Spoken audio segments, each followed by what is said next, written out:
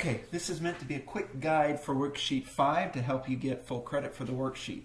It's a little different than the other worksheets. It's a lot more conceptual, just ideas, a lot less of kind of a problem solving or integration of concepts. So it'll also help you hopefully firm up those ideas for Unit 4 exam.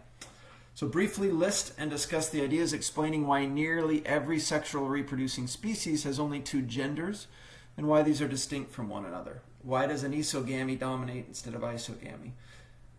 Now it looks like the main reason for this is there is diversifying selection on early gametes.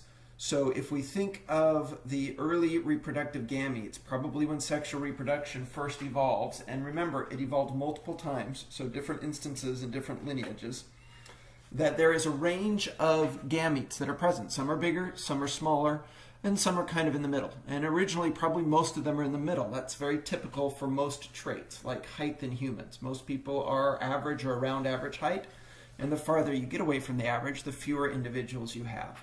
And that was probably also true for gametes. However, there's an interesting diversifying selection pressure that is on gametes. And what that means is the medium ones don't do very well, because they're not big enough to gain an advantage from having lots of extra resources, protein, available for the baby, and they're not small enough that you can make so many of them that they get an advantage that way. So really small gametes do well because you can make a lot of them and your chances of fertilization are bigger. That's kind of like the K strategy in ecology, which means you have as many babies as you can and hope a few of them survive. But this is with gametes, and those became protosperm and eventually the sperm.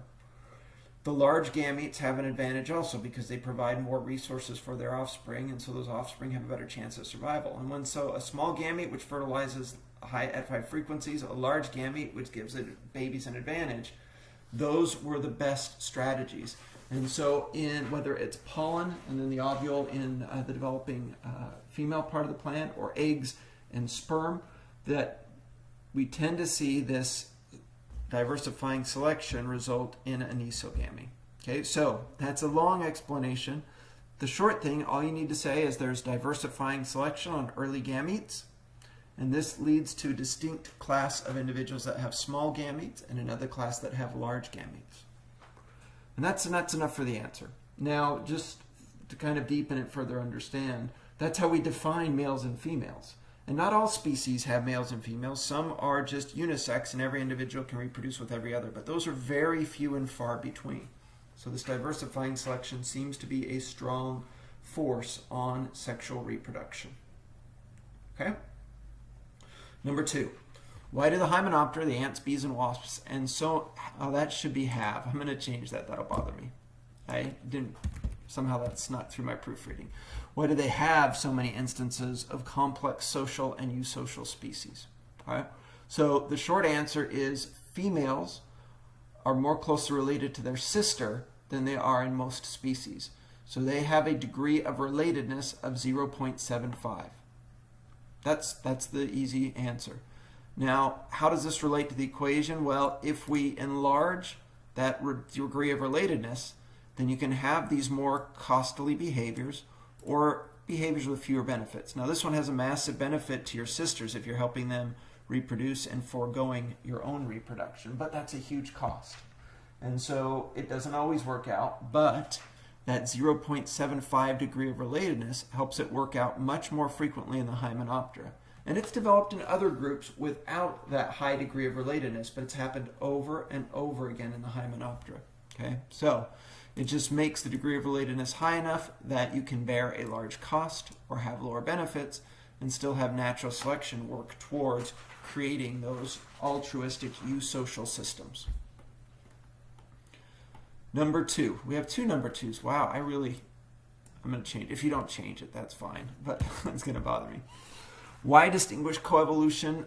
Wow, I don't know what happened. Sorry, guys. I'll post this pretty version once I get everything done here.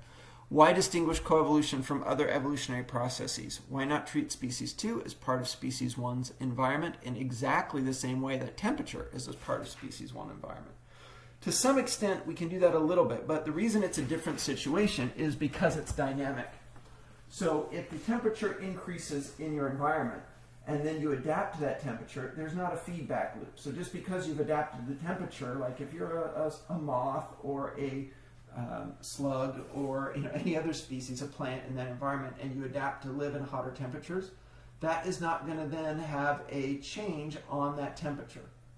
Now, there are some instances where it occurs, but it's a much less dynamic and fast change. So for instance, humans, and it's not a direct one, it's not that we like hotter temperatures, so we are responding to the environment and then the environment responds back and makes us hot. It's just, it's not that dynamic back and forth that we have in coevolution. So very shortly, there's much more dynamic. If you want to talk about game theory, that works fine, right? So that means that your strategy for winning a game might change depending on the strategy of your opponent. And the same is true with these ecological interactions. If you have a parasite that is attacking you, there are certain behaviors that are going to give you more fitness and going to be better for dealing with that parasite if the parasite confers immunity versus if you can get it over and over and over again. Then there might be different selection pressures. So it's a very dynamic back and forth. We'll come back to that in the last unit when we talk about evolution in medicine.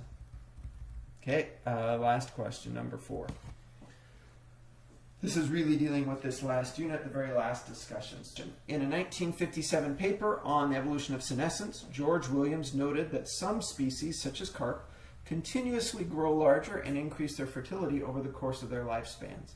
Based on our discussion of senescence, what do you predict about the rate and timing of senescence in these species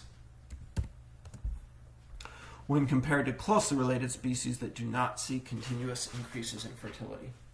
So we often think of growing old and having a very long life as the ultimate best strategy, right? If there are mutations that let you survive longer so you can live into your old age, you think, oh, that's a great thing, that increases fitness.